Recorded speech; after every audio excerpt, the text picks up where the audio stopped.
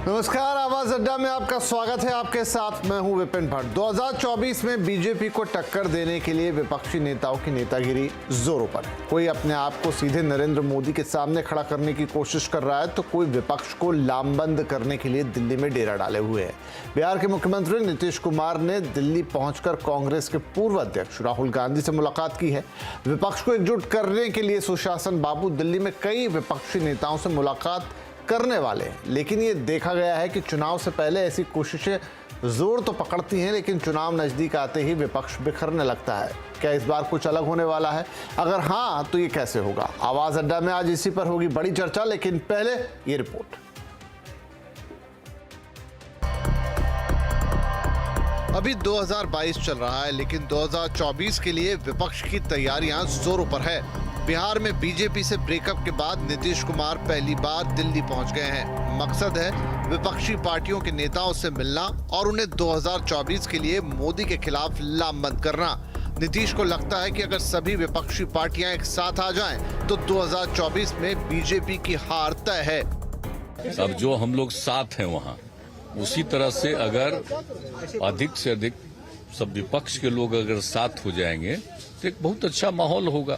इतना है जरूर कि इसका फायदा आज जो विपक्ष में है उनको होने वाला है और बहुत अच्छा होगा, और देश के लिए भी बहुत अच्छा होगा। बिहार में आरजेडी के साथ सरकार बनाने के बाद से ही नीतीश बीजेपी पर लगातार हमले कर रहे हैं। माना ये भी जा रहा है कि नीतीश 2024 में मोदी के सामने पीएम पद की रेस में आगे रह सकते हैं, लेकिन फिलहाल वो इससे साफ इनकार कर रहे हैं।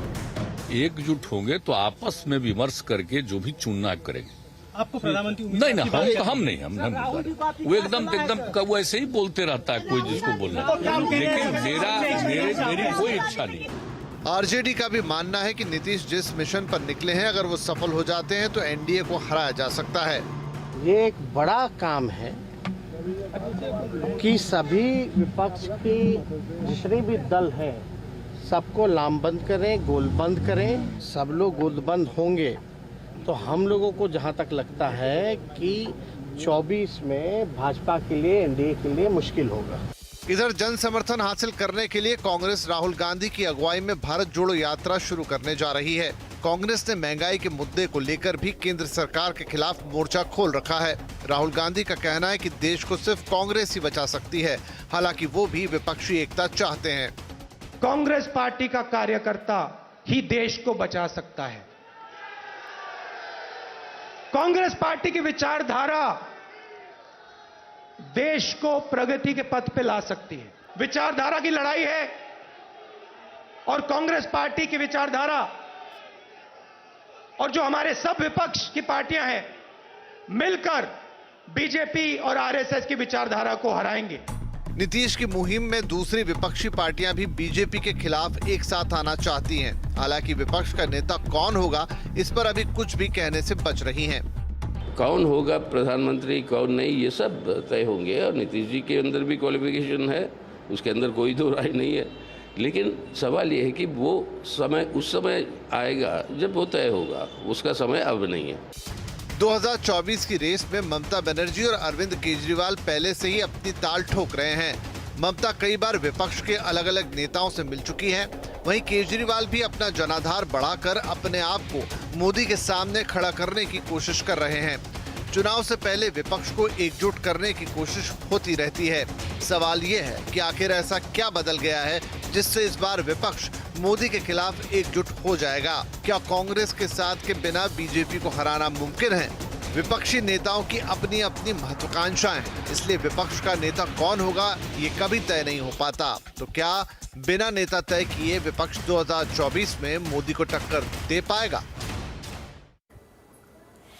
तो यही दो बड़े सवाल हैं कि क्या विपक्ष जो भी कुछ करने की कोशिश कर रहा है, लामबंद होने की कोशिश कर रहा है, वो कोशिशें हमने पहले भी देखी हैं। तो क्या इस बार ये कोशिश कामयाब होगी या इस बार ये कोशिश कैसे अलग है? और दूसरी बात कि जब आप बीजेपी को टक्कर देने की बात करते हैं तो आप नरेंद्र मोदी को टक्कर देने की बात करते हैं, तो क्या कोई नेता है इस विपक्ष के पास जो सीधे एक नेता के तौर पर टक्कर देगा? क्योंकि उसमें तो कोई नाम नहीं है, या फिर है तो बहुत सारे नाम हैं। तो चलिए इस चर्चा की शुरुआत करते हैं। चर्चा में हमारे साथ शामिल हो रहे हैं जेडीयू के प्रवक्ता राजीव रंजन, कांग्रेस के प्रवक्ता अभय दुबे, आम आदमी पार्टी के प्रवक्ता धर्मेंद्र भारद्वाज, बीजेपी के प्रवक्ता सैयद जफर इस्लाम, सत्य हिंदी के फाउंडर आशुतोष और वरिष्ठ पत्रकार हर्षवर्धन त्रिपाठी। आप सभी का बहुत बहुत स्वागत है। राजीव रंजन साहब, आपसे ही हम शुरुआत करते हैं। नीतीश जी इस समय दिल्ली दौरे पे हैं, मेल मुलाकातें कर रहे हैं, लेकिन जब उनसे सवाल पूछा गया कि क्या खुद आप लीड करेंगे, नेतृत्व करेंगे, पीएम पोस्ट के लिए आगे आएंगे, तो उन्होंने कहा लोग बोलते रहते हैं लेकिन ऐसा कुछ है नहीं। लेकिन अगर ऐसा कुछ नहीं है तो फिर नीतीश जी कैसे इकट्ठा कर रहे हैं लोगों को, और वो कह रहे हैं कि सब साथ आएंगे तो अच्छा हो जाएगा। पहले भी ऐसी बातें हुई थी लेकिन होता कुछ नहीं है, क्या अलग है इस बार? देखिए, हालात अगर आप याद करें तो 77 जब इंदिरा जी के खिलाफ एक व्यापक आंदोलन अपने निर्णायक मोड़ पर था, उस आंदोलन की अगुवाई जेपी कर रहे थे। जेपी किसी पद के अभिलाषी नहीं थे। कौन प्रधानमंत्री होगा, उस समय तो बड़े कद के कई नेता थे। उस दौर में याद कर लीजिए, चौधरी चरण सिंह बहुत ही बड़े नेता थे, जगजीवन राम जी बहुत बड़े नेता थे, और मोरारजी भाई देसाई तो देश के प्रधानमंत्री हुए, लेकिन कोई उम्मीदवार पहले से तय नहीं था। 89 में वीपी सिंह का कांग्रेस से बाहर निकलना और जो हालात बने देश में, उस समय चंद्रशेखर जी थे और साथ साथ देवीलाल जी का भी कद बहुत बड़ा था। विश्वनाथ प्रताप सिंह जी देश के प्रधानमंत्री हुए। परिस्थितियां बिल्कुल उसी दिशा में बढ़ती दिख रही हैं। आज लोकतांत्रिक अधिकारों के लिए यह संक्रमण का दौर है। आर्थिक जो नीतियां हैं, उन्होंने देश को दीमक की तरह चाटना शुरू कर दिया है। एक तरफ मुट्ठी भर लोगों के पास अरबों की राशि संग्रहित है और दूसरे तरफ 2 मुट्ठी अनाज भी मिलना लोगों के लिए मुश्किल हो गया है। अब ये जो एक बड़ी खाई है, और इससे ज्यादा जो ये खोखला जो छद्म राष्ट्रवाद है, जिस राष्ट्रवाद को लेकर भारतीय जनता पार्टी का अतीत इन मुद्दों पर सियासत करने की अनुमति नहीं देता है। चाहे वो भारत का विभाजन हो, चाहे 2 राष्ट्र का सिद्धांत हो, आज पूरी तरह से इतिहास बदलने की कोशिश है। लेकिन मुझे लगता है इस देश का जो मानस है, वो इन चीजों को आईसीसीआर और आईसीएचआर के जरिए आप देश का इतिहास बदल देंगे, संस्कृति को प्रदूषित कर देंगे, ये संभव नहीं होगा। तो मैंने ये कहा कि जो लोगों के अंदर जो नाराजगी है, उसको एक सामूहिकता के साथ स्वर प्रदान करना आज हिंदुस्तान के तमाम राजनीतिक दलों की सबसे बड़ी जिम्मेवारी है। और नीतीश कुमार जी ने इसकी पहल बिहार से अगर की तो ये 7 दलों का ग्रैंड अलायंस है। इस 7 दलों के मोर्चे में वामपंथी पार्टियां हैं, अति वामपंथी पार्टियां हैं, कांग्रेस है जिसका देश के ज्यादातर राज्यों में उसका सांगठनिक आधार है, लेफ्ट के लोग भी पूरे देश में है, और साथ साथ बिहार की सबसे बड़ी 2 पार्टियां। इतिहास गवाह है कि ये 2 पार्टियां जहां होंगी, सत्ता का पलड़ा वही झुकेगा। और इसीलिए बिहार में तो 7 दल है जो कल तक, पिछले चुनाव तक उनके साथ इसमें कई दल थे। तो हालात पूरी तरह से बदल रहे हैं और जो परिदृश्य है। जी अच्छा जी, हाँ, ठीक है, आपने अच्छा एक्सप्लेन किया, बढ़िया। आपने इतिहास का संदर्भ लेते हुए वर्तमान में बात रखी। अभय दुबे साहब, मुलाकात भी हो गई है, सब कुछ हो गया है। पिछली बार भी हमने कुछ ऐसा देखा था, लेकिन देखने में यह आता है कि कांग्रेस के साथ जुड़ना तो चाहते हैं लेकिन लीडरशिप अपनी रखना चाहते हैं। पिछली बार तो ममता बनर्जी जी आई थी, तब तो उन्होंने लगभग आपकी जमीन ही हिलाने की कोशिश कर दी। क्या इस बार ये समन्वय आपको होता हुआ दिख रहा है? क्योंकि जब पूरे विपक्ष की बात आएगी तो उसमें सारे लोग आएंगे। देखिए विपिन जी, इस देश ने व्यक्ति केंद्रित राजनीति का खामियाजा भुगता है बीते 8 साल से।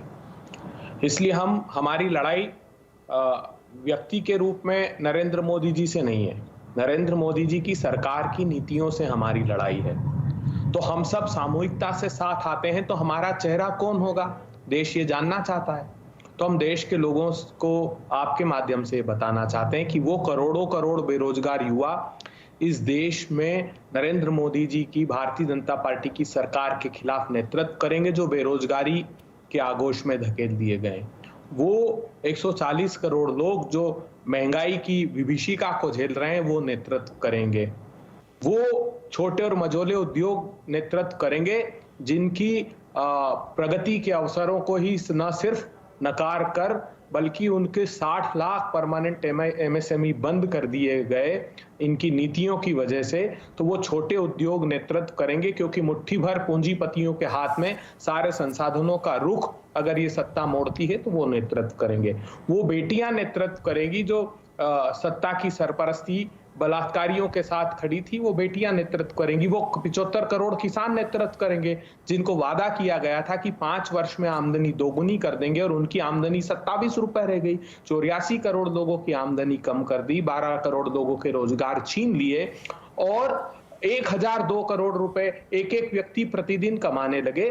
तो ये जो संसाधनों का न्यायपूर्ण वितरण नहीं हुआ तो समूचा देश इसका नेतृत्व करेगा। जहां तक बात राहुल गांधी जी की है तो वो तो सामूहिक नेतृत्व में यूं भी आस्था रखते हैं। नीतीश कुमार जी एक अनुभवी राजनेता हैं, तो जो जिस प्रांत में मजबूती से खड़ा होकर लड़ेगा वो इन नीतियों के खिलाफ लड़ेगा। इसलिए ये कहना बंद कर दीजिए कि नरेंद्र मोदी के खिलाफ चेहरा कौन। हम चेहरे की बात ही नहीं करना चाहते, हम तो नेता की नीतियों की बात करना चाहते और नीतियां आधार बनेगी अगर गठबंधन व्यापक रूप से होता है तो।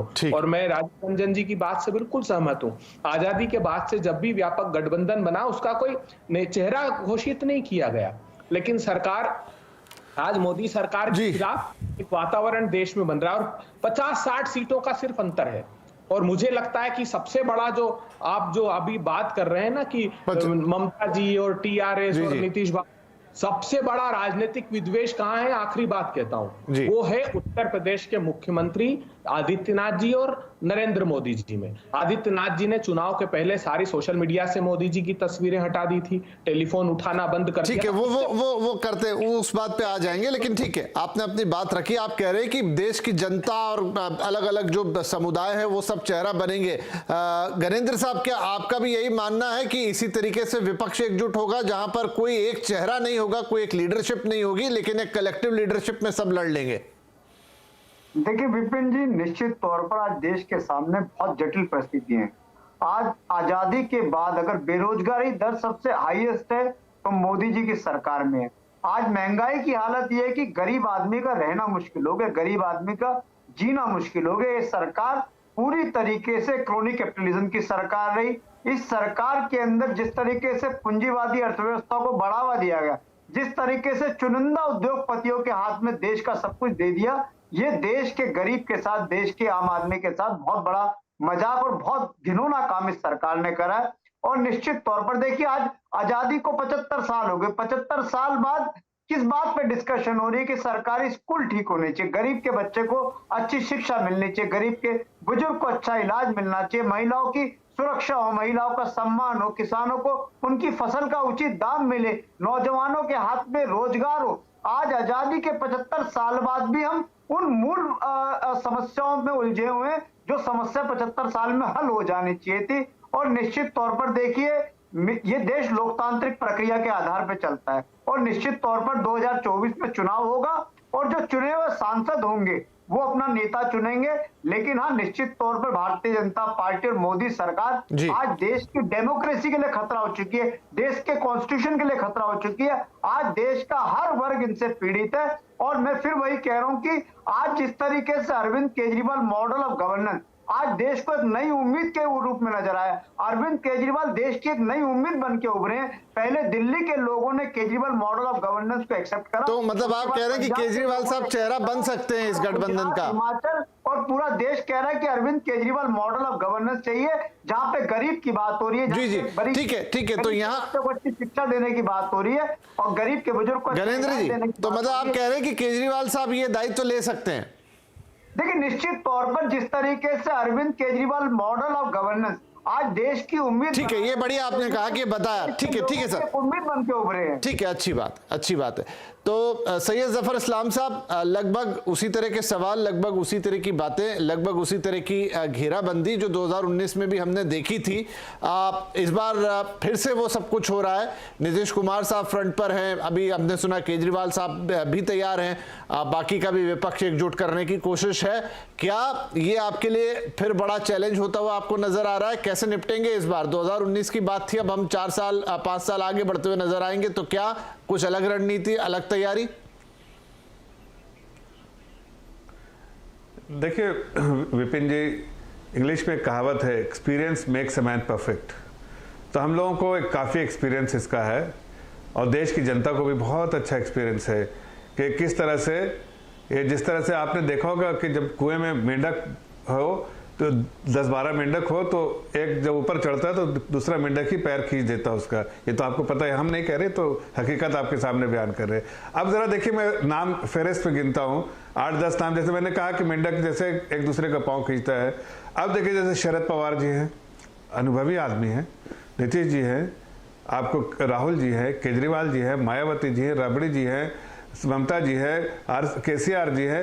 अरे 8-10 नाम तो ऐसे मैंने कह दिए। ये सब तो एकदम से एक दूसरे के, अगर आपने टीवी में ज्यादा दिखा दिया, किसी को कवरेज दिया, तो वो खुम्बा दूसरा वाला नाराज हो जाएगा आपसे। ऐसी कट्टर जो है लड़ाई है इनके साथ कि हम बनेंगे प्रधानमंत्री। आप कभी देखा कि सब जो है ये सेल्स एजेंट है उनके, आप बेचना चाह रहे हैं उनको। आप जरा देखिए देश की जनता के सामने इतने सारे लोग एक पोजीशन सब बेचना चाह रहे हैं, तो क्या आपस में सहमति बनेगी? सब तो अपने अपने नुमाइंदे बेचना चाह रहे हैं। हकीकत की बात है कि कोई नुमाइंदा लोगों को पसंद नहीं है। फिर भी जो ऐसा माल बेचना चाह रहे हैं जो लोगों में जिसकी जो लोगों को पसंद ही नहीं है, और वैसे चीज को बेचने के लिए अगर 10-12 लोग एक साथ जो अपने आप को बेचेंगे तो क्या जनता पसंद करेगी? आप आज देखिए, आप एक तरफ आदरणीय प्रधानमंत्री जी जिनकी लोकप्रियता देखिए किस तरह की, और यहीं पर उतना दूर जाने की जरूरत नहीं। 3 लोग आपने बोला, अभय दुबे जी, हमारे मित्र राजीव रंजन जी, और आपके जो प्रवक्ता हैं, तीनों आप उंगली उठा लीजिए एक नाम पे। मैं आपको, आप डिबेट से हट जाऊंगा, एक नाम पे उंगली उठा लीजिए कि भाई केजरीवाल को इन्होंने अभी प्रोजेक्ट किया है। कह दें अभय दुबे जी हाँ केजरीवाल मुझे एक्सेप्ट है, राजीव रंजन जी कह दें केजरीवाल एक्सेप्ट है, तो मैं मान लूंगा केजरीवाल जी आपके प्रधानमंत्री के रूप में विपक्ष के नेता हैं। क्या ऐसा पॉसिबल है? नहीं पॉसिबल है। ये सब जो है एक तरह के प्रत्याशी अपने आप को घोषित खुद से करना चाहते हैं। लोगों में इनकी कोई चर्चा नहीं है, लेकिन खुद में चर्चा है, मीडिया में चर्चा बना के रखते हैं और प्रवक्ताओं को कहते हैं कि भाई मुझे प्रोजेक्ट करना चाहिए। पार्टी इस तरह से कहती है। और एक तरफ प्रधानमंत्री जिनकी लोकप्रियता जो है आज भी 73% लोकप्रियता है देश में, और 53% लोगों ने तो इस तरह से कहा है कि सिर्फ और सिर्फ एक ही चेहरा देखना चाहते हैं, ना इधर ना उधर, बिल्कुल सादा आदरणीय प्रधानमंत्री जी को। अब आप कांग्रेस जेडीयू सब आपके स्क्रीन पे दिख रहे हैं। आपसे एक सवाल कर लीजिए, मैं उससे पहले कि आप एक्सपर्ट्स के पास जाइए, ये सवाल कर लीजिएगा, क्या अभी जो भारद्वाज जी कह रहे थे केजरीवाल जी को प्रोजेक्ट कर रहे थे, क्या ये दोनों नाम दोनों लोग? चलिए हाथ उठी गया, मैं ले लेता हूं अगर आप कह रहे हैं। चलिए ठीक है, मैं कह रहा अभय दुबे साहब। देखिए विपिन जी, 2 बातें मुझे सवाल सीधा कीजिए। मैं बिल्कुल सारी बातों का जवाब दूंगा विपिन जी। नहीं इसी का दे दीजिए, फिर मैं अभी आशुतोष जी भी हैं, हर्षवर्धन जी भी हैं, उन्होंने कह दिया तो एक बातों का इधर फिर मैं आऊंगा, फिर लंबे के लिए तो आऊंगा, लेकिन ये एक चीज की क्या आप एक नाम पे राजी होंगे या आप कहेंगे कि नहीं अभी कोई नाम नहीं लेके चलेंगे? अबे तो केजरीवाल मॉडल ऑफ गवर्नेंस को क्या कांग्रेस को पसंद है? राष्ट्रीय गवर्नेंस ऑफ मॉडल क्या कांग्रेस राष्ट्रीय पार्टी का प्रवक्ता केजरीवाल गवर्नेंस ऑफ मॉडल? इस्लाम साहब बोलने दीजिए एक बार, क्या कह रहे हैं सुन तो ले। एक राष्ट्रीय राजनीतिक पार्टी मैं पूछ रहा हूँ, अरे आप सवाल गलत पूछ रहे विपिन भाई, आप पूछिए इनसे क्या केजरीवाल गवर्नेंस ऑफ मॉडल पसंद है, उनको प्रोजेक्ट करेंगे? पूछ लीजिए सवाल। नीतीश बाबू, शरद पवार सबको मेंढक कह रहा है और आप सुन रहे हैं बात। कितनी शर्मनाक। भारतीय जनता पार्टी के यही संस्कार है परिवार के, मेंढक निरूपित करेंगे आप? इससे ज्यादा शर्मनाक हमने कोई मेंढक नहीं। अच्छा इतनी अरे भाई इतनी छोटी समझ है तो मैं तो बड़े अफसोस के साथ कह रहा हूँ कि आप दूसरे को नहीं समझ पाइए। चलिए मेंढक वाली बात पर हम एक बार बात कर सकते हैं, उस पे वो अपना कमेंट दे सकते हैं, लेकिन फिर भी जो मूल सवाल है अभय जी, मूल सवाल है क्या आपको केजरीवाल साहब एक्सेप्ट होंगे या कोई एक नेता एक्सेप्ट होगा चुनाव के पहले कि हाँ ये हमारे फेस होंगे?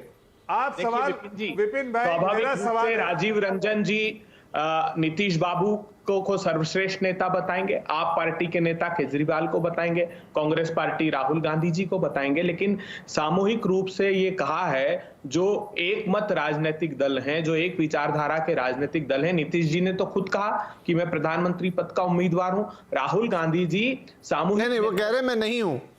सुन लीजिए ना। हाँ वही तो, उन्होंने कहा कि मैं प्रधानमंत्री पद का उम्मीदवार नहीं हूं।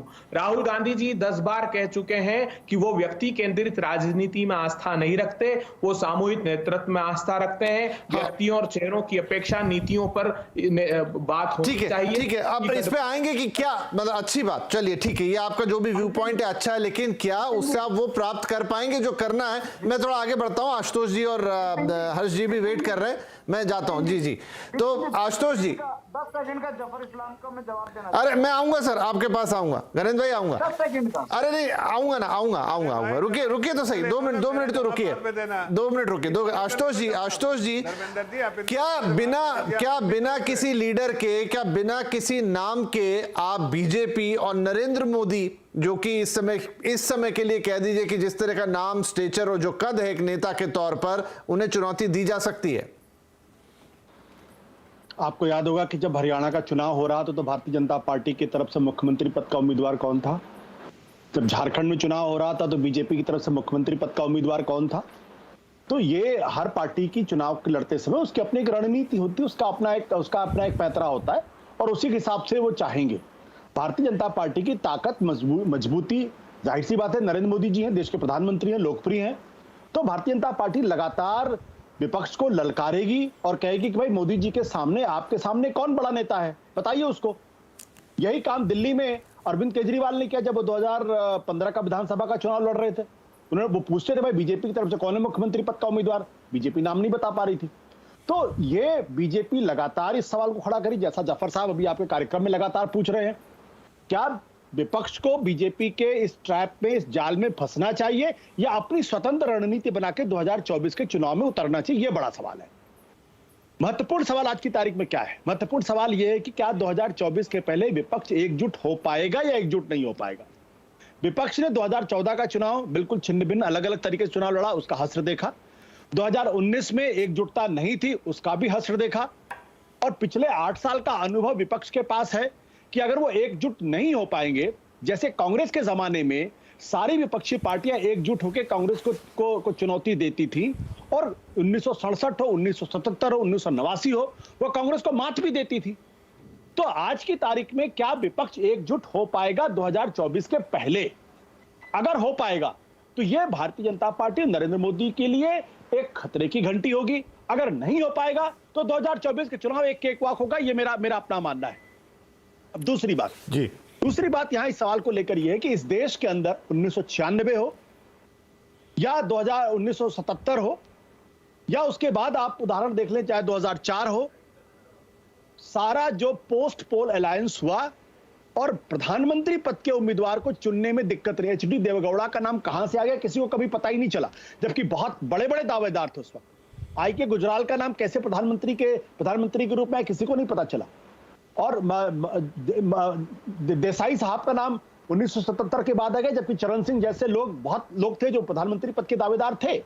और 2004 में मनमोहन सिंह प्रधानमंत्री पद के उम्मीदवार हो गए और 37 पार्टियों की नुमाइंदगी उन्होंने की। अटल बिहारी वाजपेयी, हालांकि उनके बारे में लाल कृष्ण आडवाणी ने कहा था कि वो प्रधानमंत्री पद के दावेदार उम्मीदवार होंगे जी, लेकिन उन्होंने भी 23 पार्टी का नेतृत्व किया। तो अगर आज विपक्ष एकजुट हो जाए तब तो बीजेपी के लिए एक बहुत ही जबरदस्त चुनौती दे सकता है। अगर एकजुट नहीं होता है तो कोई भी नेता, उससे क्या फर्क पड़ने वाला। ठीक है। और इसी सवाल को मैं आगे ले जाता हूं कि क्या ये विपक्ष एकजुट हो पाएगा? इसका क्या कोई फॉर्मूला है? अभी तक तो जो हमने देखा 2014 के बाद से तो वो चीज नहीं होती हुई दिखाई दी, और ये वक्त भी अलग है। चलिए, हमारे पास पुराने ऐतिहासिक उदाहरण है, लेकिन ये वक्त अलग है। हर्षवर्धन जी, यही सवाल, क्या ये विपक्ष एकजुट हो पाएगा? देखिए विपिन जी, मुझे लगता है कि यह तो प्रश्न ही नहीं है कि विपक्ष एकजुट हो पाएगा, क्या विपक्ष का नेता कौन होगा, ये सब कोई प्रश्न है नहीं। हम लोग गलत प्रश्नों पर चर्चा करेंगे, मेरा ये मानना है। उसके पीछे मैं वजह आपको बताऊं। देखिए, अगर हम ये कहेंगे कि विपक्ष का नेता कौन होगा तो इसका मतलब हम ये कह रहे हैं कि कोई एक ऐसी सरकार आएगी जो सरकार नरेंद्र मोदी को हराने वाली पार्टियों की सरकार होगी। तो पहला जो विकल्प है, यानी जो पहली जो मूल अवधारणा है, उसकी बात करनी चाहिए। क्या नरेंद्र मोदी देश के अलग अलग हिस्सों में इतने कमजोर होते हुए दिख रहे हैं कि ये जो एक कल्पना में पार्टियों की सरकार है वो बने? लोकतंत्र में निश्चित तौर पर विपक्ष हमेशा सत्ता की तरफ जाता हुआ दिखे, ये हम पत्रकारों के मन में इच्छा आती है, लेकिन लोकतंत्र ऐसे चलता नहीं है। अगर लोकतंत्र ऐसे चलता तो 2004 में अटल बिहारी वाजपेयी जैसी सरकार पर एकदम से, जिसका कोई अता पता नहीं था, वो सरकार आ जाती है। बाद में लोग अफसोस करते रहे, सारे राजनीतिक विश्लेषक भी कहते रहे कि भाई 2004 में अटल जी की सरकार आनी चाहिए थी। 2009 में जिस सरकार को बिल्कुल नहीं आना चाहिए था, डॉक्टर मनमोहन सिंह जी की सरकार को, और जो 2009 से 14 का कार्यकाल रहा, वो तो अर्थशास्त्री प्रधानमंत्री का रह ही नहीं गया। लेकिन इस तरह से लोकतंत्र चलता नहीं। लोकतंत्र कैसे चलता है? लोकतंत्र चलता है या तो किसी से उम्मीद खत्म हो या किसी से उम्मीद बन जाए। जो 70 के दशक के उदाहरण हैं, वो उदाहरण उम्मीद के खत्म होने के थे और उसमें एक विपक्षी एकता थी। 89 का भी अगर बात करेंगे तो भ्रष्टाचार की एक बहुत बड़ी लड़ाई विश्वनाथ प्रताप सिंह की थी, उसकी एक वजह थी। इसके बाद जो भी हम कहते हैं कि बाद में बन गए, तो वो कोई नेता कभी रहे नहीं। आपने उनको प्रधानमंत्री के तौर पर तो कर दिया, लेकिन चाहे चंद्रशेखर जी हो, चाहे देवगौड़ा जी हो, चाहे गुजराल जी हो, उनका क्या स्टैंप रहा, किस तरह से वो प्रधानमंत्री के तौर पर गए। यानी अगर ऐसी सरकार बनेगी तो क्षण भंगुर होगी, बड़ी मुश्किल से चलेगी। अब इस सब के बीच में क्या विपक्ष के नेता अपनी जमीन मजबूत करने पर कोई काम कर पा रहे हैं क्या? मुझे इसका जवाब ना में दिखता है। उनको एक चीज सिर्फ दिखती है कि सबका कॉमन ग्राउंड है कि नरेंद्र मोदी इतने बड़े नेता हो गए हैं कि वो सबका अधिकार छीन ले रहे हैं, सबका अधिकार खा ले रहे हैं, इसलिए हमको साथ आ जाना चाहिए। लेकिन हमारी ताकत अगर नहीं बढ़ेगी तो, और वो इतना मजबूत पहलवान है, तो क्या हम सब मिलकर भी उस पहलवान से लड़ पाएंगे? तो मुझे लगता है बिल्कुल नहीं लड़ पाएंगे। और अगर उसको एकदम कुश्ती की भाषा में कहें तो एक एक दांव में सब चित्त होते चले जाएंगे। और यहां तक कि ये भी है कि एक पिट रहा होगा तो दूसरा सोच रहा होगा चलो उसको थोड़ा ज्यादा मार खा लेने दो, मोदी थोड़ा थक जाए तब हमारे तक पीटने के लिए आए। फिलहाल तो मुझे विपक्ष की रणनीति कुछ ऐसी ही दिख रही है। ठीक है राजीव रंजन साहब, तो जो मूल सवाल है वो ये उठ के आता है, जैसे एक इशारा यहाँ पर हर्षवर्धन भी कर रहे थे और ये बनता भी है पूछना और समझना है कि एक तो चीज हो गई कि आप गलती गिनाएं कि देखिए ये खराब है, ये खराब है, ये खराब है, ये खराब है, इसलिए इनको हटना चाहिए। और एक ये है कि हाँ भाई हम ये लेकर आएंगे, हम आपको ये देंगे, हम इस तरह की चीज देंगे, वो एक अपील होती है। जैसे अभी मान लीजिए घरेंद्र जी कह रहे थे कि केजरीवाल मॉडल, ठीक है उसमें कुछ तो है उनके पास कहने के लिए, बताने के लिए, लेकिन अगर आप सिर्फ ये कहेंगे सारे इकट्ठे होके कि ये खराब है इनको उतारिए, तो वो तो होता दिखता नहीं है। देखिए नरेंद्र मोदी जी मजबूत इसलिए दिख रहे हैं कि बिखरा हुआ विपक्ष है। ये विपक्ष अगर एकजुट होगा तो मोदी जी के खिलाफ देश में एक वातावरण बन रहा है, एक अंडर करंट है। और मैं आपको एक बात जरूर कहना चाहूंगा, हम लोग भी एक पॉलिटिकल एनालिस्ट हैं, केवल स्पोक्स पर्सन नहीं है। बिल्कुल देश की राजनीति को काफी बेहतर तरीके से हम लोगों ने भी देखा है, लेकिन विश्लेषण पर जब विचारधारा का आग्रह होता है तो कठिनाइयां बढ़ती हैं। हमारा ये मानना है स्पष्ट तौर पर कि आप पूरे देश में महंगाई और बेरोजगारी दो ऐसे सवाल हैं, इंस्टीट्यूशंस का सेफ्रनाइजेशन, संस्थाओं का भगवाकरण, संवैधानिक संस्थाओं का दुरुपयोग, जिस तरीके से आईसीसीआर, आईसीएचआर के जरिए आप देश के इतिहास और संस्कृति को बदलने की कोशिश कर रहे हैं, उसको कई तरह के अपने विचारधारा के अनुरूप ढालने की कोशिश कर रहे हैं, इन सवालों को लेकर के एक जो अभी बाहर सरफेस पर दिख नहीं रहा है, सतह पर वो विरोध अभी आपको जागृत नहीं दिख रहा है, लेकिन विरोध अंदर ही अंदर बहुत ज्यादा है। दूसरी तरफ ईडी और बाकी जो इन्फोर्समेंट एजेंसीज का जो दुरुपयोग है, पूर्व में मैं किसी सरकार का नाम नहीं लूंगा, लेकिन जब न्यायपालिका के पर कतरे जाए, जब प्रेस की आजादी पर पहरा हो, व्यवसायिक घरानों का प्रेस पर कब्जा हो जाए, मुझे ऐसा लगता है ये हालात कहीं ना कहीं लोकतंत्र की बहाली को लेकर एक चिंता की स्थिति है। और इसमें सारे राजनीतिक दल, चाहे वो अस्तित्व संकट का वो उनके अंदर समझ आ रही हो, चूंकि आधिकारिक तौर पर राष्ट्रीय अध्यक्ष भारतीय जनता पार्टी ने कहा वो क्षेत्रीय दलों को भविष्य में, मतलब उनका ये कहना था भविष्य नहीं है क्षेत्रीय दलों का, भविष्य में सारी क्षेत्रीय पार्टियां खत्म हो जाएंगी। ये संघवाद का भी कहीं ना कहीं, ये एक तरह से संघवाद को भी आप नकार रहे हैं। अलग अलग एस्पिरेशंस, अलग अलग तरह के अलग अलग रीजन्स में जो लीडरशिप है उनको भी आप नकार रहे हैं। और सबसे बड़ी बात, आपके दो बड़े जो यूएसपी को लेकर के आप चल रहे हैं, आपका राष्ट्रवाद और दूसरी आपकी सामरिक जिस समृद्धि को लेकर के आप लोगों पर दावा कर रहे हैं। इस देश ने आजादी के तुरंत बाद कबायलियों का आक्रमण देखा जी और उस आक्रमण को किस तरह से विफल करके कश्मीर को भारतीय संघ में जो इंस्ट्रूमेंट ऑफ एक्सेशन के जरिए जोड़ा गया, वो कांग्रेस की उपलब्धि थी, जिसको आज आप भले ही कांग्रेस को नकार दें आप, लेकिन भारत का हिस्सा कश्मीर नहीं था। 62 में हमारी सेना के पास इंतजाम कम थे। नहीं, एक सेकंड, मैं 30 सेकंड लूंगा, आगे आप नहीं दीजिएगा। मैं अपनी बात अभी ही पूरी कर देता हूं। देखिए, एक इंपॉर्टेंट बात क्या है कि आप एक तरफ 65 हमने पाकिस्तान को उनके दड़बे में जाकर के घुसेड़ दिया, 71 में पाकिस्तान का अंग भंग कर दिया। आपका एक सर्जिकल स्ट्राइक पता नहीं कितना वास्तविक है, इसलिए कि मीडिया भी पूछती है, आपको तो इस पर भरोसा नहीं है, लेकिन वास्तविक कोई लड़ाई आपने लड़ी है। भारत की आजादी के बाद अनेक ऐसे राज्य हैं जो भारत के संघ में शामिल हुए। आपकी उपलब्धि क्या है, मैं तो ये जानना चाहता हूं। ये सामरिक समृद्धि की बात है। और राष्ट्रवाद, सिंध की असेंबली में, इंटरिम असेंबली में हिंदू महासभा ने पाकिस्तान के राष्ट्र के प्रस्ताव को लाने का काम किया था। 3 राज्यों में इंटरिम असेंबलीज में इनकी मुस्लिम लीग के साथ सरकार बनी, कांग्रेस ने नकार दिया था। और उसी में इनके सबसे बड़े नेताओं में एक नेता श्यामा प्रसाद मुखर्जी जी वहां उस समय उप मुख्यमंत्री बंगाल में हुए, जो रक्तपात और हिंसा का दौर है, विभाजन के। राजीव जी, ये सारी बातें तो इतिहास की हैं, और अगर ये सच में मायने रख रही होती और अगर एक वोट करने वाला, देखिए वोटर है, देखिए 2 तरीके की सोच होती है कि राजनीतिक पार्टी, एक मिनट सुनिए, मेरी बात भी तो सुनिए, राजनीतिक पार्टी अपने हिसाब से सोचती है और वोटर अपने हिसाब से सोचता है, और दोनों के हित अलग हैं, दोनों के संदर्भ अलग है। देखिए, राजनीतिक पार्टी को जाके सत्ता में बैठना है, वोटर को सत्ता में नहीं बैठना है, उसको किसी को सत्ता में बिठाना है। अगर यही बातें वो सब सोच रहा होता तो फिर 2014 भी नहीं होता, 2019 भी नहीं होता, लेकिन दोनों हुए ना। दिवस कैसे मना सकते हैं? नहीं, एक बात बताइए, 2014 भी हुआ, 2019, ये बातें तो तब भी थी।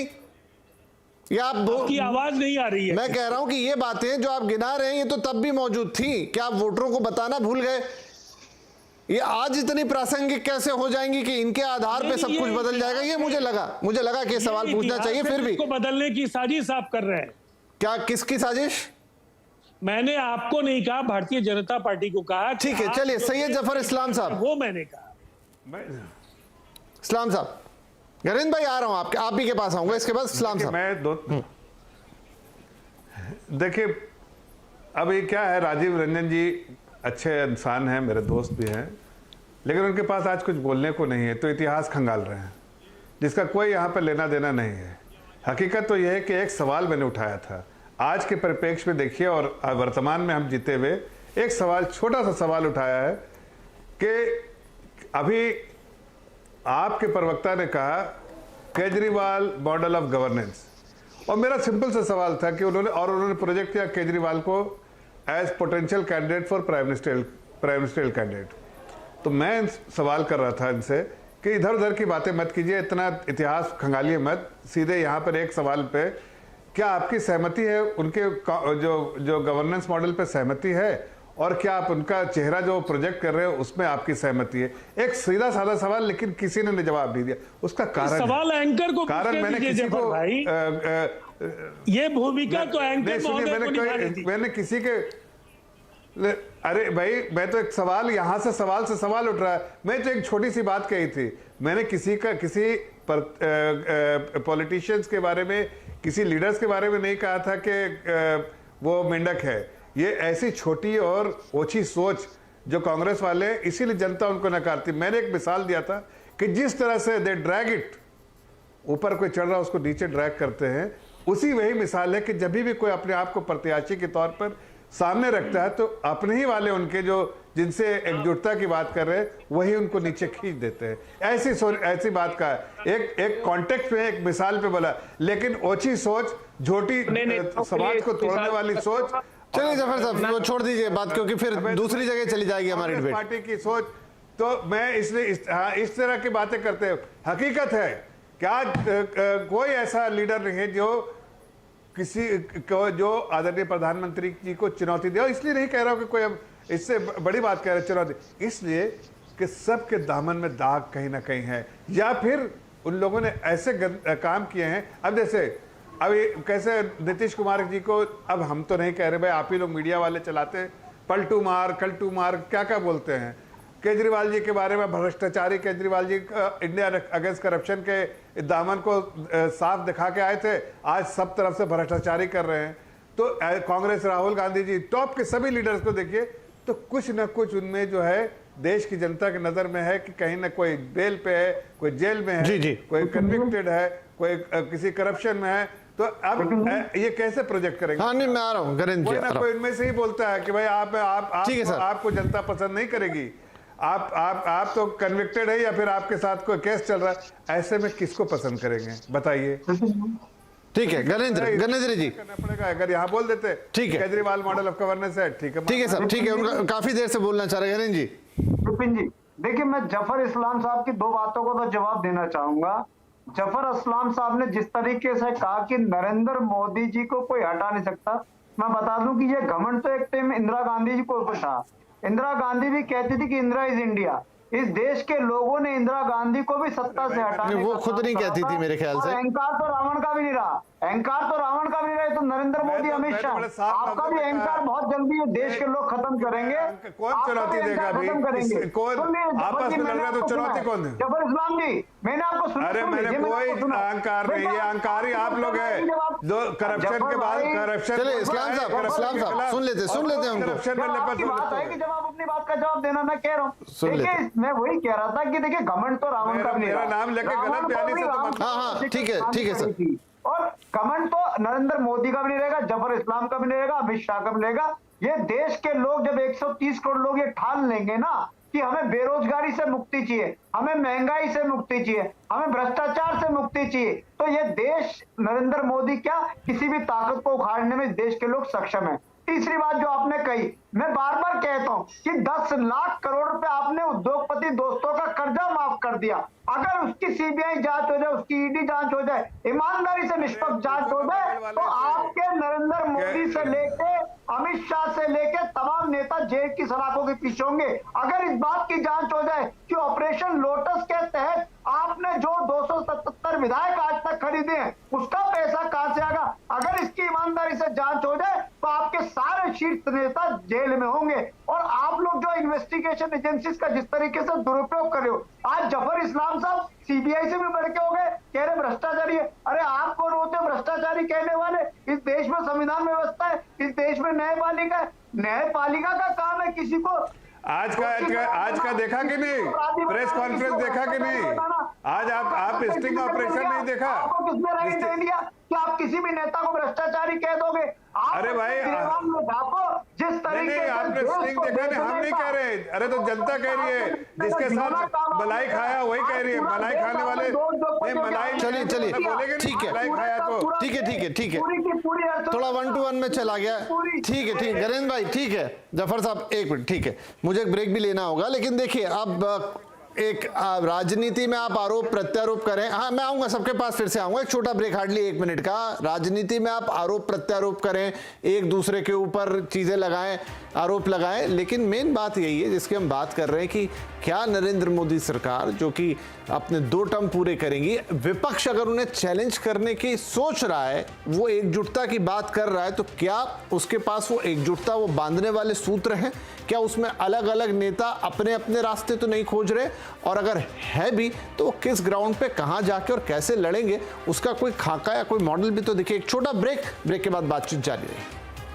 आवाज अड्डा में बात हो रही है विपक्षी एकता की। एकता होती हुई तो दिख रही है, दौरे हो रहे हैं, मुलाकातें हो रही हैं, लेकिन क्या ये काफी होगा? अगर 2024 के बैटल ग्राउंड की बात करें तो क्या बीजेपी और उनकी मोदी और उनकी बीजेपी को ये विपक्षी एकता टक्कर दे पाएगी? चर्चा को आगे बढ़ाते हैं, हमारे सभी मेहमान बने हुए हैं। तो हर्षवर्धन, अब महंगाई, बेरोजगारी ये एक बड़ा मुद्दा, लेकिन ये ऐसे मुद्दे हैं जो शायद ही कोई सरकार रही हो जिनके दौरान ये नहीं आते हो, या शायद ही कोई सरकार रही हो जिन्होंने इनको कंप्लीटली खत्म कर दिया हो। ठीक है, फिर ईडी का दुरुपयोग। अब ये ईडी का दुरुपयोग एक ऐसी चीज है कि एक तरफ आप कह दो कि नहीं मैं सफाई कर रहा हूं, मैं पूरी तरह से क्लीन कर रहा हूं सिस्टम को, एक तरफ ये हो जाएगा कि नहीं भाई ये तो आप संस्थाओं को दुरुपयोग कर रहे हैं। मैं समझना चाह रहा हूं, देखिए पार्टियां या जिन्हें सत्ता में पहुंचना है उनका अपना एक नैरेटिव है या एक अपना व्यू पॉइंट है, लेकिन जिसे वोट देना होता है, जो जनता होती है, जो सबको सुन रही है, सबको देख रही है, उसका सोचने का तरीका थोड़ा अलग होता है।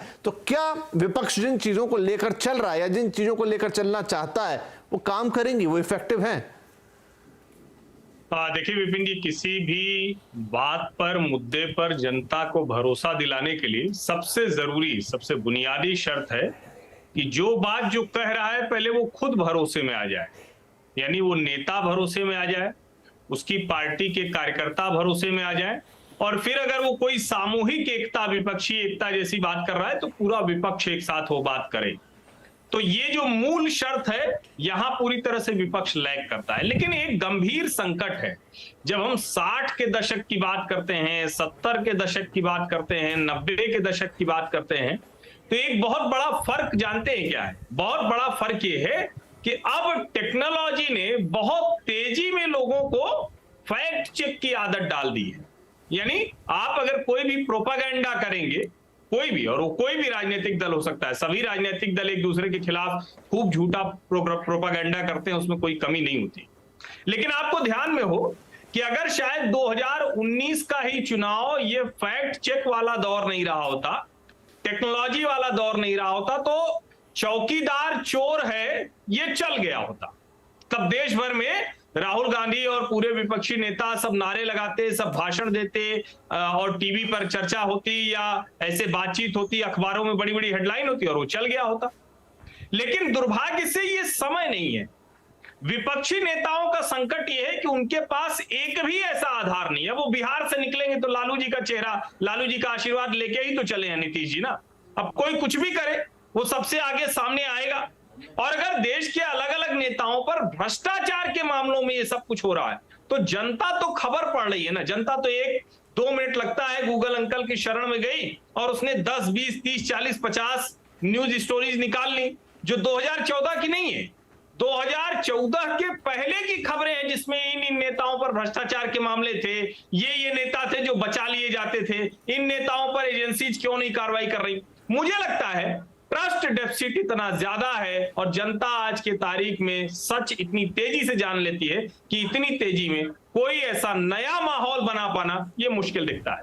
ठीक है, अबे दुबे साहब आप हाथ उठा रहे हैं, मैं आऊंगा, लेकिन एक बार मैं आशुतोष के पास जा रहा हूं। आशुतोष, ये बताएं मुझे कि एक तो ये कि क्या, कैसे आप विश्वास दिलाओगे, और दूसरा कि अब मान लीजिए कि केजरीवाल साहब हैं, ममता बनर्जी हैं, नीतीश कुमार हैं, राहुल गांधी भी चलिए उसमें गिनी है, वो आगे अपना दावा रखे ना रखे, वो अपना अलग एजेंडा लेके चल रहे हैं, देश की यात्रा कर रहे हैं, लेकिन कुछ तो आप एक सॉलिडेरिटी देंगे, कुछ तो आप एक विजन देंगे, कुछ तो आप एक थॉट प्लान देंगे। क्या ये सब एक पेज पर है?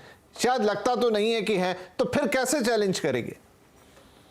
देखिए विपिन जी, मैंने पहले भी कहा, मैं दोबारा कह देता हूं, 2004 में किसी को उम्मीद नहीं थी कि अटल बिहारी वाजपेयी चुनाव हार जाएंगे, और 1977 में भी किसी को उम्मीद नहीं थी कि इंदिरा गांधी चुनाव हार जाएंगे, और अभी हाल में श्रीलंका में किसी को उम्मीद नहीं थी कि गृह युद्ध जीतने के बाद राजपक्षे चुनाव हार जाएंगे। तो ये, और अचानक क्या हुआ, उनको देश छोड़ के भी भागना पड़ गया। राजनीति में, लोकतंत्र में कब क्या हो जाए इसकी कोई गारंटी नहीं है। आज की तारीख में जो लोकतंत्र है वो कितनी असाधारण परिस्थितियों में काम कर रहा है, इसके लिए 2 उदाहरण सिर्फ मैं देना चाहता हूं। पहला उदाहरण मैं देना चाहता हूं कि आज संसद में 788 मेंबर ऑफ पार्लियामेंट हैं, लेकिन जफर इस्लाम साहब संसद में नहीं बैठ सकते। एक भी मुस्लिम आदमी ना तो लोकसभा में, ना ही, माफ करिएगा, बीजेपी का एक भी एमपी जो है वो मुसलमान नहीं है, राज्यसभा में भी नहीं और लोकसभा के अंदर नहीं है। क्या ये एक पार्टी जो केंद्र के अंदर है, जो केंद्र की सरकार चला रही है, क्या उसको एक भी मेंबर ऑफ पार्लियामेंट उस कम्युनिटी का नहीं मिला? कायदे से 10% नहीं तो 5%, 7%, 8% तो होना चाहिए ना। क्या ये असाधारण स्थिति नहीं है? दूसरी बात, कोविड के समय अगर आप देखें तो देश के 97% लोगों की आय घटी है, 23% लोग गरीबी की रेखा के नीचे गए हैं, लेकिन गौतम अडानी की जो आमदनी है कोविड के दौरान 500% बढ़ी है, 30 अरब डॉलर से बढ़ के 137 अरब डॉलर पहुंच गई है, और आज दुनिया के तीसरे सबसे अमीर आदमी है। क्या यह असाधारण स्थिति नहीं है? क्या ये पड़ताल का विषय लोगों के मन में नहीं उठना चाहिए कि जब एक आम आदमी की आय घट रही थी, वो गरीबी के रेखा के नीचे जा रहा था, तो ऐसा कौन सा करिश्मा हुआ, ऐसा कौन सा चमत्कार हुआ कि गौतम अडानी और जवाब दूंगा विपिन जी। हाँ जी आऊंगा, अपनी बात रख लेने दीजिए, मैं आपके बारे में नहीं बोला था कि अडानी साहब की आय इतनी कैसे बढ़ गई 2 साल के अंदर, सिर्फ 2 साल। ऐसा कौन सा काम किया? क्या उन्होंने फेसबुक क्रिएट किया दुनिया के लिए? क्या उन्होंने एप्पल क्रिएट किया दुनिया के लिए? क्या उन्होंने गूगल क्रिएट किया दुनिया के लिए? क्या उन्होंने फोर्ड की तरीके से कोई नया कार का मॉडल क्रिएट किया दुनिया? ऐसा कौन सा ब्रांड क्रिएट किया कि पूरी दुनिया ने उनको हाथों हाथ ले लिया और उनकी आय इतनी बढ़ गई? या जैसे जेफ बेजो है, उन्होंने कम से कम अमेज़न दिया दुनिया को, या एलॉन मस्क है जिन्होंने कम से कम इलेक्ट्रिसिटी कार दी दुनिया को, इन्होंने क्या दिया? तो ये असाधारण स्थितियां हैं। इसीलिए मैं कहता हूं कभी कभी असाधारण परिस्थितियां लोकतंत्र में असाधारण रिजल्ट भी दे देती हैं। इसलिए किसी को ना तो इस गफलत में रहना चाहिए। मैं ये मानता हूं कि नरेंद्र मोदी जी इस देश के सबसे पॉपुलर नेता, इसमें कोई दो राय नहीं, मैं उनके करिश्मे को मैं डिनाई नहीं करता हूं, लेकिन कब कौन नेता, कब कौन पार्टी जनता की नजर से उतर जाए या वो विकल्प तलाशने लगे 10 साल के बाद, ठीक है सर, ये कौन है? ये ठीक है इस्लाम साहब, बात तो नहीं थी जब आपने गृह युद्ध जीत लिया और आप आ रहा हूं, अबे साहब आ रहा हूं, आपके पास भी आ रहा हूं। तरीका ये क्या है? ऐसे थोड़ी आप करेंगे, ऐसा डिस्क्रिमिनेशन मत करिए। अरे नहीं सर, आ रहा हूं, मैं समय देख के हिसाब लगा के चलता हूं, सबके पास सबको मौका मिल जाएगा। इस्लाम साहब, मैं बहुत छोटा सा संक्षेप में जवाब दे रहा हूं कि ये जब बात करते किसी के अमीर और गरीब होने का, किसी इस समय में असाधारण समय में कोई किसी के पास पैसा नहीं आ गया है, ये अपनी अपनी कंपनियां लिस्ट करती हैं। आज अगर आप देखिए, चाहे वो बिरला हो, चाहे वो टाटा हो, और अब किसी भी कंपनियों का देखिए वैल्यूएशन बढ़ता जाता है, इसलिए कि निवेशक अपना निवेश करते हैं, उन बाहर का हो या लोकल पैसा हो तो वो निवेश करते हैं। अब टीसीएस का वैल्यूएशन देखिए या एचडीएफसी बैंक का वैल्यूएशन है, नहीं एचडीएफसी बैंक का वैल्यूएशन देखिए, दुनिया के पता नहीं कितने बड़े बड़े बैंक का अगर वैल्यूएशन मिलाइए, सिटी बैंक, बड़े बड़े बैंक ऐसे ग्लोबल बैंक, उसका वैल्यूएशन और सिर्फ एचडीएफसी अकेला बैंक उसका वैल्यूएशन देखिए तो कितने बैंक समा जाएंगे उसमें। तो क्या इसमें एचडीएफसी की गलती है? अरे भाई, लोगों का कॉन्फिडेंस उसमें है, लोग निवेश कर रहे हैं, इसलिए वैल्यूएशन बढ़ रहा है। लोग जब बाय करते हैं तो शेयर के वैल्यू बढ़ता है, जब बेचते हैं तो कई लोग खाक में भी मिल गए। उनके बारे में आप क्यों नहीं करते हैं कि जो लोगों ने अच्छा काम नहीं किया, जिनमें लोगों का, इन्वेस्टर का कॉन्फिडेंस नहीं रहा, वो लोग खाक में भी मिल गए, तो उनका भी नाम लीजिए। आज आप देखिए रिलायंस का, देखिए तो रिलायंस का भी वैल्यू बढ़ा है। आप छोटी कंपनियां देखिए तो ऐसी छोटी कंपनियां बहुत बड़े, आप अगर उठा के रिपोर्ट पढ़िए सेबी की या एनएससी की, ठीक है, तो ऐसी बहुत सारी ऐसी कंपनियां हैं जिसके वैल्यूएशन 10 टाइम्स नहीं 100 टाइम्स बढ़े हैं, तो वो क्या कर सकते हैं? चलिए ठीक है आशुतोष, क्विकली जो भी रिप्लाई आपका क्विकली। एक मिनट, यूनिकॉर्न बन रहा है तो उसमें क्या कर सकते हैं? भाई लोगों का कॉन्फिडेंस है, इसमें आशुतोष जी का कॉन्फिडेंस नहीं हो सकता किसी पे, लेकिन इन्वेस्टर का है, निवेशक का है, तो उनको वो खरीद रहे हैं तो बढ़ रहा वैल्यू, कल बेच देंगे तो घट जाएगा वैल्यू। चलिए ठीक है जी। मैं जानता हूं और मैं कॉन्फिडेंट हूं कि गौतम अडानी साहब भारतीय जनता पार्टी के सदस्य नहीं है, इसलिए उनको डिफेंड करने की मजबूरी जफर इस्लाम की क्या मैं नहीं जानता। नहीं, मैंने आपको कॉन्सेप्ट बताया, जो कॉन्सेप्ट की कमी दिख रही थी आपको वो बताया मैंने सिर्फ। नहीं, आप उनको क्यों डिफेंड कर रहे हैं, समझ में नहीं आ रहा। मैंने तो भारतीय जनता पार्टी के बारे में कुछ नहीं बोला। चलिए ठीक है, मुझे लगता है इसके लिए एक अलग डिबेट किसी दिन कर लेंगे, क्योंकि ये इसमें आंकड़े लाने पड़ेंगे, इसमें नंबर्स लाने पड़ेंगे। आशुतोष जी और जफर साहब, आप दोनों ही अर्थशास्त्र को और इकोनॉमिक्स को और बिजनेस को भी अच्छी तरह समझते हैं, लेकिन हम बहुत सारी बातें हवा में नहीं कर पाएंगे, फिर बैलेंस शीट्स और ये तमाम चीजें लेके बैठनी पड़ेगी। ठीक है, किसी और दिन जरूर कर लेंगे बात। और अबे दुबे साहब नाराज होकर चले गए हैं, उनका विंडो ब्लैक हो गया। एनीवेज, घनेंद्र साहब ये बताइए मुझे कि अब जब आप कह रहे हैं कि केजरीवाल मॉडल, तो केजरीवाल मॉडल को आपने तो रखा, लेकिन क्या आपके ये बाकी सहयोगी जिनके साथ आप जाएंगे वो एक्सेप्ट कर पाएंगे कि हाँ भाई ठीक है, आपके इस मॉडल पर हम सब एक राय हैं, लेकर चलते हैं? देखिए विपिन जी, जो केजरीवाल मॉडल ऑफ गवर्नेंस है उसको समझना पड़ेगा।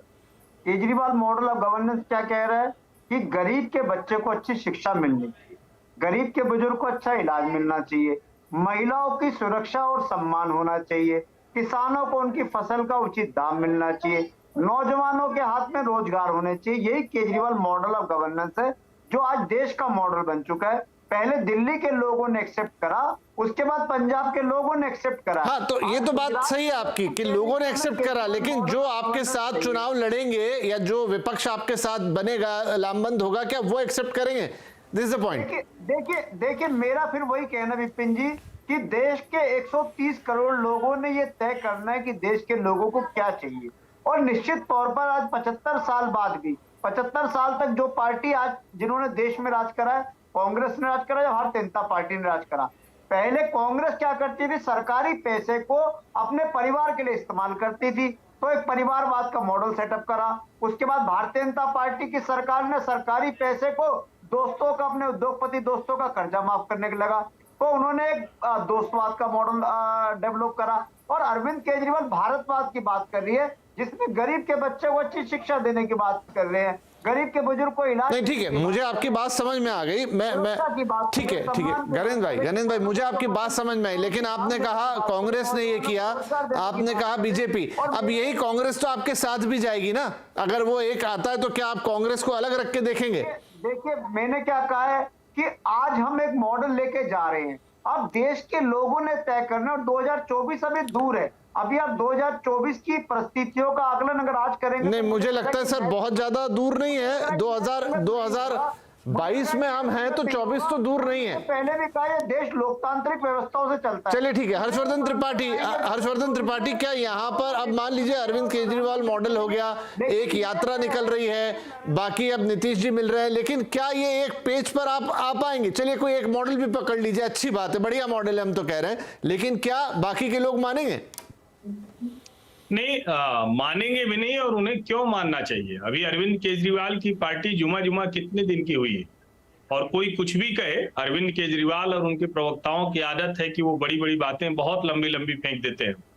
लेकिन ये सोचना चाहिए कि आप कुछ भी कहेंगे तो मैं ये बार बार कहता हूं, फिर से दोहरा दे रहा हूं, अगर कांग्रेस विपक्षी एकता की धुरी नहीं बनेगी तो कोई भी दल साथ आ जाए, कितने भी दल साथ आ जाए, वो विपक्ष को ताकतवर नहीं बना सकते हैं। उसके पीछे बड़ी स्पष्ट सी वजह है। या 2022 से 2024 तक में इतना चमत्कार हो जाए कि अभी गुजरात, हिमाचल, उसके बाद अगले वर्ष के अंत में राजस्थान, मध्य प्रदेश, छत्तीसगढ़, सब जगह अचानक अरविंद केजरीवाल एकदम से चमत्कार कर जाए। लेकिन वो चमत्कार करते दिख नहीं पाए। हम लोग इतनी बात कर रहे हैं, पंजाब की बात छोड़ दें, वो तो शो छोड़ के चले गए। उसी समय में जो गोवा था तो हमने देखा ना कि क्या हैसियत रह गई अरविंद केजरीवाल की पार्टी की, तो इतनी कोई हैसियत है नहीं कहीं। और मुझे लगता है कि ये ध्यान में रखना पड़ेगा कि जो पार्टियां लंबे समय से राजनीति में है, भले हम उनकी कमियों पर ही चर्चा कर रहे हैं, क्योंकि अभी वो जिस स्थिति में पहुंचे हैं उनके अपने कुल कर्म है वो, लेकिन अरविंद केजरीवाल अभी 1.5 राज्य से पूरे देश के नेता हो जाएंगे, मुझे संदेह दिखता है। एक लोकसभा सांसद नहीं है इनके पास, ठीक है, एक लोकसभा सांसद नहीं, इतनी हैसियत नहीं है। जी आशुतोष जी आ रहा हूँ सर, गणेश भाई आपके पास भी आ रहा हूँ। 10 सेकंड का उदाहरण। अच्छा लीजिए 10 सेकंड। अरविंद केजरीवाल ही थे, आम आदमी पार्टी थी जिसने मोदी और अमित शाह का जो विजयी घोड़ा था उसकी दिल्ली में लगाम थामी। दिल्ली में जो 2014 से इनका जो घोड़ा और सांसद भाजपा को जितवा दिए, ने रोका था और 2 बार। चलिए ठीक है गणेश भाई, बढ़िया है, चलिए आप चैलेंज दीजिएगा, अच्छी बात है उस मॉडल के साथ। आशुतोष जी मुझे ये बताएं, अब कांग्रेस की बात कह रहे थे कि कांग्रेस वो धागा बनेगी जो सबको पिरोए, लेकिन अब कांग्रेस तो शो छोड़ के चली गई, ठीक है, ये कभी की बात हो गई, लेकिन क्या राहुल गांधी वो जेलिंग कैपेसिटी रखते हैं, या ये कांग्रेस की बात कह लूं, मैं राहुल का भी नाम नहीं ले रहा हूं, वो कैपेसिटी में अभी है पार्टी के, वो सबको ग्लू का काम करके लेकर आगे चल पाएगी, जिसमें खुद में अंदर इतना विरोधाभास है इस समय? देखिए विपिन जी, राजनीति मजबूरियों का खेल होता है। कौन पार्टी चाहेगी कि उसकी अपनी बल पे सरकार ना बने, उसके अपने बल पे 272 मेंबर ऑफ पार्लियामेंट ना आए, लेकिन अगर 272 मेंबर ऑफ पार्लियामेंट नहीं हो, सत्ता में आना है तो उसको दूसरे लोगों के साथ गठबंधन करना पड़ेगा। तो ये इतिहास की प्रक्रिया है। इस प्रक्रिया में आज राहुल गांधी या कांग्रेस पार्टी चाह भी ले कि वो किसी विपक्षी पार्टी से गठबंधन नहीं करेगी, सहयोग नहीं करेगी, तो क्या कांग्रेस पार्टी इस देश के अंदर राजनीति करने लायक बचेगी या नहीं बचेगी? भी तो अपने आप एक सवाल है ना। तो आज की तारीख में भले ही कांग्रेस पार्टी ना चाहे, लेकिन कांग्रेस पार्टी को दूसरी पार्टियों के साथ गठबंधन करना पड़ेगा, और दूसरे के नेतृत्व में सरकार बनाने के लिए अगर जरूरत पड़ी तो, मुझे नहीं मालूम, अभी तक तो बहुत स्थितियां वैसी नहीं दिखाई पड़ रही हैं, तो मानना भी पड़ेगा। तो ये इतिहास की प्रक्रिया है। 2 साल का वक्त अभी बहुत है।